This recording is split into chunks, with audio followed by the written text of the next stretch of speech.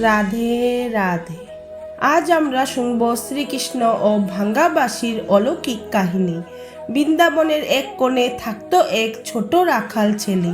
তার খুব ইচ্ছে ছিল কৃষ্ণের মতো সুন্দর বাঁশি বাজাতে, কিন্তু তার কাছে ছিল এক পুরনো ভাঙ্গা বাঁশি। বাঁশির গায়ে ফাটল, কিছু ছিদ্র ঠিক মতো ছিল না।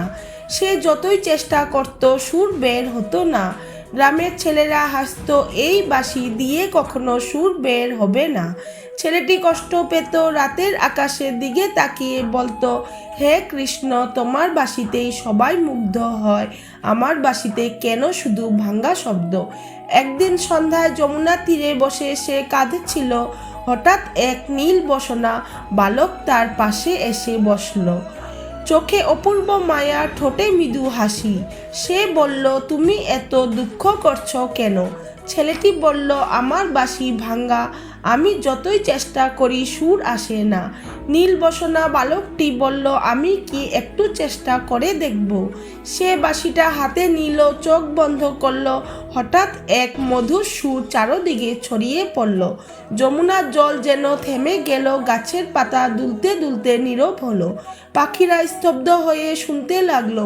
ছেলেটি বিস্ময়ে বলল, এটা কিভাবে সম্ভব? এই তো সেই ভাঙ্গা বাঁশি।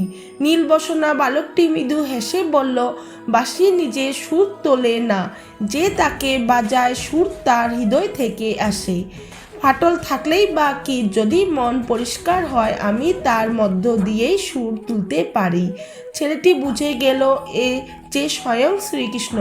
পরক্ষণে কৃষ্ণ অদৃশ্য হয়ে গেলেন, কিন্তু সেই বাঁশি আর কখনো ভাঙ্গা মনে হলো না। ছেলেটি বুঝল সমস্যা বাঁশিতে ছিল না, আত্মবিশ্বাসে ছিল। যেদিন থেকে সে নিজের অপূর্ণতাকে মেনে নিল, সেদিন থেকেই তার সুর পরিষ্কার হতে লাগলো।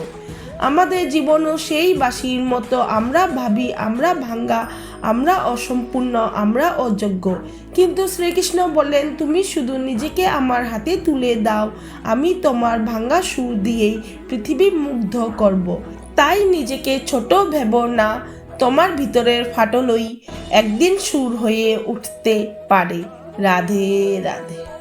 প্রিয় ভক্তগণ, আপনাদের যদি এই কাহিনী ভালো লেগে থাকে তাহলে অবশ্যই লাইক করুন এবং কমেন্টে লিখুন রাধে রাধে। এবং এমন আরও ভক্তিমূলক গল্প পেতে আমার চ্যানেলটি সাবস্ক্রাইব করুন।